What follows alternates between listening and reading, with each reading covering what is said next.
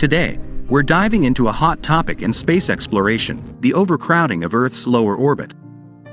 It seems like our cosmic neighborhood is getting busier by the day, and it's raising some serious questions about the need for better regulations in space. Let's explore this fascinating issue. Picture this. Earth's lower orbit is already jam-packed with tens of thousands of satellites. Now, imagine it getting even more crowded, with over 1 million satellites potentially headed our way. How did we end up in this situation?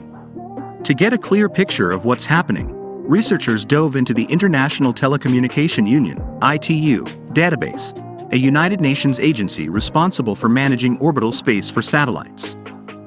What they found was astonishing. The records in the ITU database show that nations worldwide have proposed launching over 1 million satellites distributed across 300 feet megaconstellations. These megaconstellations are massive networks of satellites that work together to provide services like internet access.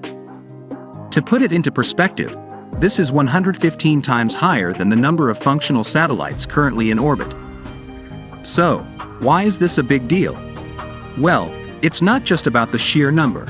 It's about the challenges these satellites could bring. From collision risks to light pollution and reentry hazards, there's a lot at stake. But here's the twist. Many of these proposed satellites may never actually be launched. Some governments or companies are applying for orbital space for more satellites than they intend to send up. This can lead to regulatory issues and a lack of oversight. So, what can be done to address this issue? The ITU has introduced milestones for satellite constellations, requiring companies to meet certain criteria to keep their orbital spots. This year's World Radio Communication Conference aims to tackle these challenges. The researchers in the study offer a few potential solutions, including limiting the number of satellites in each constellation, imposing higher fees for larger filings, and even suggesting bonds that could be repaid when satellites are deorbited. In conclusion, our lower orbit is becoming a crowded place, and it's vital that we address the challenges it presents. The ITU and upcoming conferences like the World Radio Communication Conference are essential in shaping the future of space regulations. It's a reminder that our cosmic backyard is a finite resource that we must preserve. Thanks for joining us today to explore this important topic.